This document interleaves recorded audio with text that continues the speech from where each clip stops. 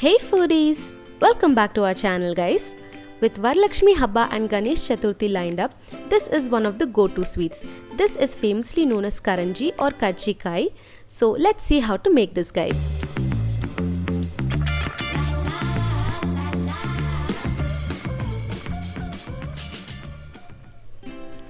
So I'm going to light up the stove and keep a kadai, to which I'm going to add about 50 grams of poppy seeds. I'm also going to add about 4 to 5 pods of cardamom, and I'm going to fry these. You just have to dry roast this for about 2 to 3 minutes until they're nice and fragrant, and then put them aside in a plate. To the same kadai, I'm going to add in about 250 grams of sesame seeds. I'm going to dry roast them as well. You need to roast them until they're fragrant or they start popping. Set them aside as well. And next, we're going to add groundnuts. Here I've taken about 250 grams of groundnuts and I'm going to roast them until they turn lightly brown. Set them aside and you'll have to peel them. I've also taken some roasted gram dal. I've taken about 250 grams. I'm going to roast these as well for about 3 to 4 minutes on low to medium heat, and then set them aside. Now I've taken the groundnuts that we have peeled and some sesame seeds, the poppy seeds and cardamom, and the roasted gram dal. To this I'm going to also add jaggery. Here I've taken about 350 grams of jaggery. This is the right amount of sweet. If you want to add less, you can add less. However, if you're a sweet tooth and if you want to add more, you can add more. Give this a good mix and then let's make a nice powder of this. I'm adding this in batches and I'm going to grind it well. You don't want to make it fine powder, just a powder like this will be enough. This is for the stuffing of our karjikai. If you're new here, welcome. Please consider subscribing. It would mean a lot to us. Now I'm going to add in grated dry coconut. I've taken about 250 grams of this. You don't want to add this into the mixer because this will be nice when you get it as bites when you're eating the sweet. Once you've given a good mix, store it in an airtight container. You can save this up to 6 months and you can make them whenever you want to. Now let's make the sweet.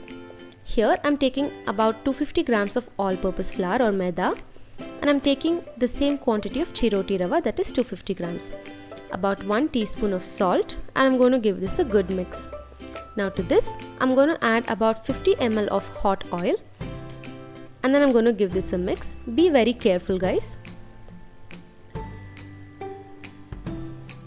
Give this a nice mix and then gradually add water and make it a tight dough. The reason why I'm adding hot oil is because this is the main ingredient or the secret ingredient that's going to give you the crunch for your karjikai. So if you want your karjikai to have that crunch, make sure you do this. I'm going to cover this with a damp cloth and allow it to rest for about 20 minutes. Once it has rested for 20 minutes, I'm going to knead the dough for a bit. Now I know everybody has their own recipe for karjikais at home, but this stuffing is very nice and the sweet will taste very good at the end. So I hope you guys give this a try, and if you do, please come back and let me know in the comment section if you liked it.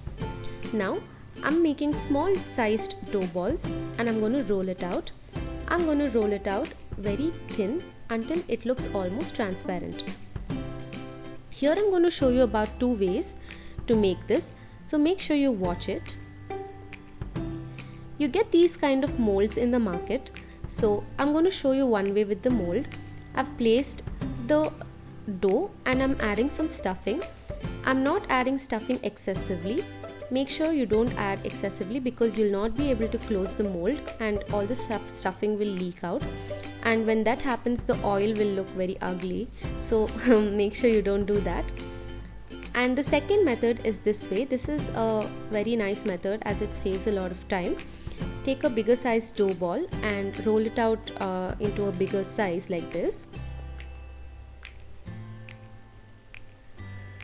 Once you roll it out thin until it's nice and transparent, what you can do is you can take a bigger sized cookie cutter, or if you don't have any cookie cutters available, take a cap of any tiffin box or a cap that has sharp edges,